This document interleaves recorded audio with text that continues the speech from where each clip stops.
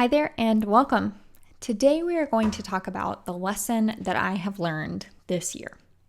When it comes to 2020, I am pretty sure that we have all learned more than anyone anticipated, but I'm distilling this one down to the lesson that I have learned on a soul level. The headline is this: me saying to me, trust your gut. We're going deep with this one, so buckle up. Welcome to the Jamie on Purpose show. I'm Jamie. This show is for the young professional woman who is ambitious and aspirational and wants to make the world a better place. We'll chat all things professional and personal development along our journey to being tomorrow's world-changing CEOs, government officials, and community leaders. Let's dive in. Last year, at the end of 2020, I was writing my end-of-year recap journal. And one of the prompts was to summarize the year in 5 words or less. I settled on life's hard because it's hard. Meaning that sometimes it really is just hard to do life. And that doesn't mean that I'm doing it wrong. In fact, leaning into the difficulty often means that I'm doing it right.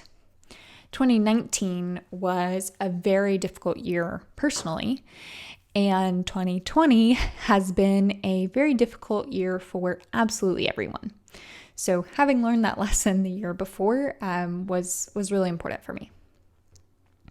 Looking at 2020, my recap sentence would be, trust your gut. This year did a lot of good things for my confidence. I debunked several stories that I was telling myself that held me back, several limiting beliefs. For example, my day job now is with a startup, and it's been really successful so far, proving that taking a risk like that does not immediately doom me to failure, which is something that I have thought before. I also worked from home this year, along with a lot of other people, and proved to myself that not only could I be effective at working from home, I actually really love it. I have also kept up with this Jamie on Purpose content, and my other projects like this have faded after a bit, but I'm on month 7 now, and I'm still really feeling very energized and excited about it all.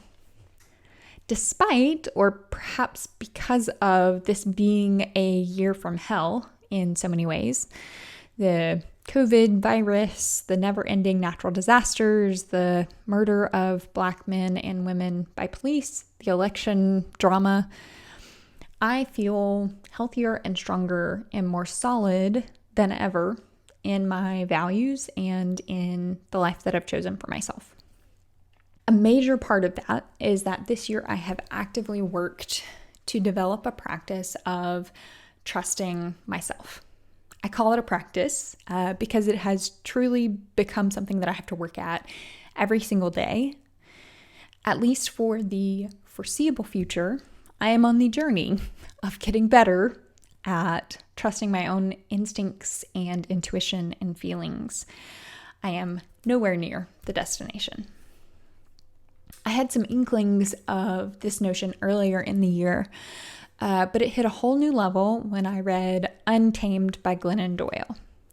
I have it next to me, and it is a fantastic book that I recommend to absolutely everyone to help you understand the experience of being a woman in our society today. I have it in 3 different formats, the actual physical book, the ebook, and the audiobook, of which Glennon reads, and wow, is it fantastic. I'm going to read an excerpt from it because I think that this really encapsulates a lot of the learning and unlearning that I have done this year around trusting myself. So again, this is from Glennon Doyle's book, Untamed. Our culture was built upon and benefits from the control of women. The way power justifies controlling a group is by conditioning the masses to believe that the group cannot be trusted, So the campaign to convince us to mistrust women begins early and comes from everywhere. When we are little girls, our families, teachers, and peers insist that our loud voices, bold opinions, and strong feelings are too much and unladylike. So we learn to not trust our personalities. Childhood stories promise us that girls who dare to leave the path or explore get attacked by big bad wolves and pricked by deadly spindles. So we learn not to trust our curiosity. The beauty industry convinces us that our thighs, frizz, skin, fingernails, lips, eyelashes, leg hair, and wrinkles are repulsive and must be covered and manipulated, so we learn not to trust the bodies we live in. Diet culture promises us that controlling our appetite is the key to our worthiness, so we learn not to trust our own hunger.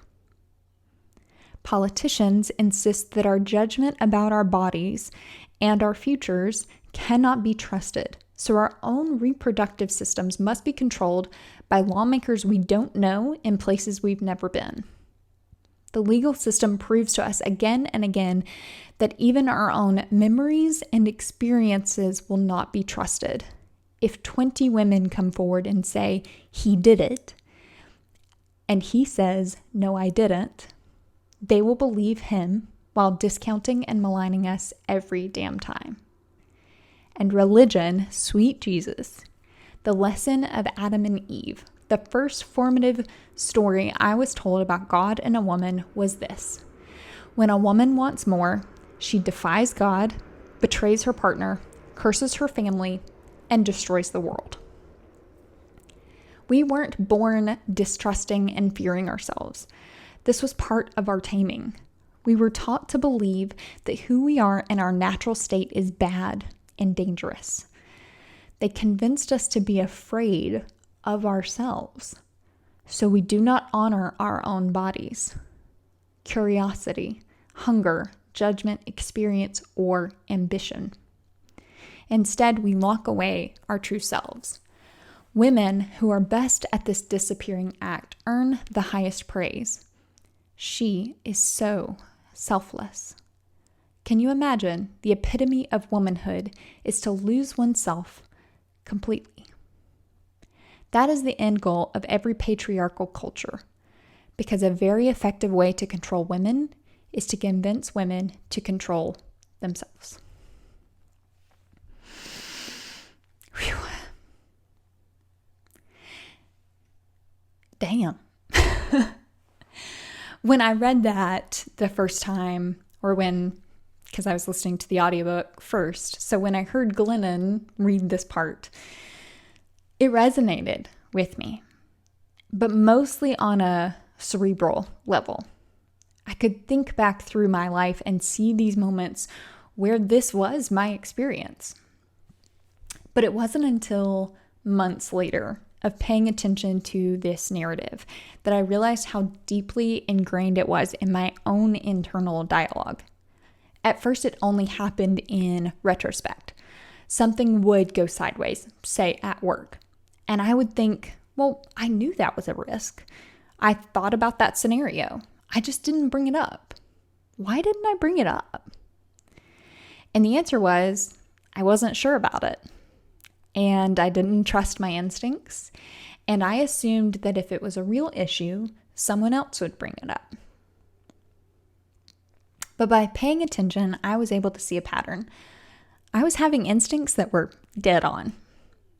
So the next evolution was being able to hear those instincts in the moment. It was recognizing, oh, I'm having a thought about the situation at hand, one that I don't have all the information for, but I really think it could be something.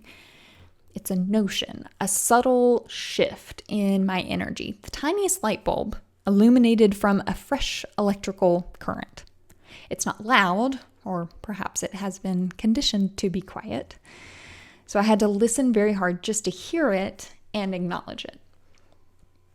The final step is actually acting on it.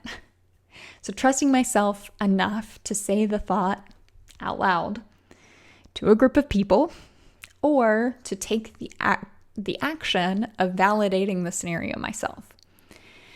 That gets really difficult for me because I worry a lot about being wrong. It's something that I know logically won't hurt me, being wrong about raising a risk at work. And philosophically, it will probably make me better if it is wrong, because then I can learn to deal with it. But I've got a lot of perfectionism taming to overcome. As I mentioned, the first place that I saw this was in work. We'd be talking through a solution. A couple of times, a specific scenario I thought of during the initial discussion, but didn't say out loud, ended up being a big headache for everyone a few weeks later. In my practice, I was able to identify that not trusting my gut manifests as deferring to other people who, air quotes, know better, or deciding that I don't have enough information to offer up my perspective. After these headache situations, I learned that sometimes I'm the one who knows best. And sometimes I have just enough information to contribute something important. But it also happened with my body. One day I realized, as I cooked some chicken, that my whole body was revolting. My stomach was turning while I was cooking it, and once I was done, I couldn't eat it. I could not bring myself to chew and swallow. At first I thought it was this weird one-off, but once I had that pretty dramatic experience, I realized that the last few times I had eaten chicken, I felt sick. How long had my body been trying to tell me that there was something about this food that wasn't agreeing with me? It took until a full-on revolt of my body saying, "We are not going to eat that," for me to realize that something was off. I have almost completely cut chicken out of my diet for now. Every time I consider it, my stomach still gets weird. Like even just telling that story again about cooking it, I was like, "Ooh, am I gonna make it through without making a bad gagging noise for everybody?" And honestly, it feels really good to honor my body in that way, to say like, "Hey, message received." One day this past July, I had a pretty profound experience on the other side of this dynamic. So my dog, Melly, sometimes gets sick.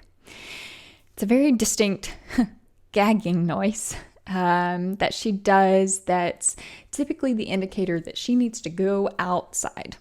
However, if she starts to feel sick at night when I'm asleep, she'll bark and whine at me until I wake up. She only barks when something is wrong. So I pretty quickly know that something's up if she's barking to wake me up at night.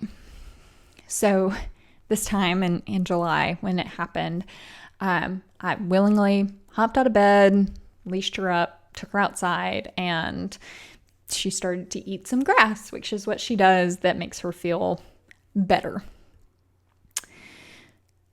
While she is eating the grass, I checked my watch and see that we are somewhere in the 3 a.m. hour. So the initial adrenaline from jumping out of bed, something's wrong, is starting to fade now. And there I am, standing outside in my pajamas at 3 a.m, getting bug bites from who knows what all kind of bugs. She wraps up eating her grass, and we go back inside. I figured there would be another round of this. There typically is. So instead of going back upstairs to bed, I just laid down on the couch and had my eyes closed for all of 1 minute before she starts barking again. In contrast to my half asleep, adrenaline-filled first response, I'm very aware the second time how tired I am and how much I wanted to go back to sleep. I pulled myself off the couch though, and outside we went. More standing, more bug bites. After several more minutes of grass eating, we went back inside. I made sure she had her food and her water and settled onto the couch, hopeful that I could go back to sleep. And then she started barking at me again. And I was pissed. I started to bargain with her, yes, out loud, to the dog, asking if she was really feeling sick or did she just need some food or water? Why not just try to rest for a few minutes? That, of course, did not work. So up we went outside again. As I was sitting on the curb outside, getting my 17th bug bite of the evening, I realized something. Melly was not trying to bamboozle me. She had no malintent to ruin my good sleep. She has proven to me that she only barks when something is wrong, which means something was wrong. Why did I doubt that? Why did I try to convince her that she wasn't feeling sick and she didn't need to go out? Here's why. Because it was inconvenient and uncomfortable for me to believe her and to take the steps necessary to take care of her. It benefited me to doubt her, to question her experience. Lucky for both of us, she doesn't speak English, so she couldn't be convinced by my nonsense and kept on insisting that she felt sick and needed help. It made me think, when in my life has someone, a voice of authority, made me question my own experience because it was inconvenient or uncomfortable for them to accept the truth? How often did I prioritize someone else's convenience or comfort over my own? How often, in my pursuit of being a good girl who takes care of others and anticipates others' needs, did I assume my need would be inconvenient or uncomfortable for someone else, so I never even asked or said them out loud? How did that reinforce my inability to trust myself or to constantly override it because I'm just not listening to it anymore? I think about small things, like how often I've eaten food that didn't agree with my body, and big things, like when women have terrible illnesses that go undiagnosed when they know something is wrong. Someone makes them doubt themselves because it's easier that way, and so she stays sick. So, in a nutshell, screw that. We got to keep barking, even at 3 a.m. We have to keep saying that something is wrong, even if it's uncomfortable or inconvenient for others. We have to recognize that it's a practice of relearning to trust ourselves and to be inconvenient and to make others uncomfortable so that we do not sacrifice our own comfort and ability to live and to thrive. It most likely will feel difficult or weird at first. That is still the part that I am working through. But I also recognize that it is quite literally, vitally important. And that's my 2020 lesson. Trust my gut. So here is to 2021. I hope you have a wonderful end of your year, a fantastic start to the next year. If you're listening to this, watching this in real time about when it comes out, and otherwise, if you're watching this at a different time, then I also hope that your year is going great, that you're paying attention to your body and your gut, and you're learning about yourself, and you are always reaching for bigger and better things for your life. Thanks so much for being here. I'll see you next time.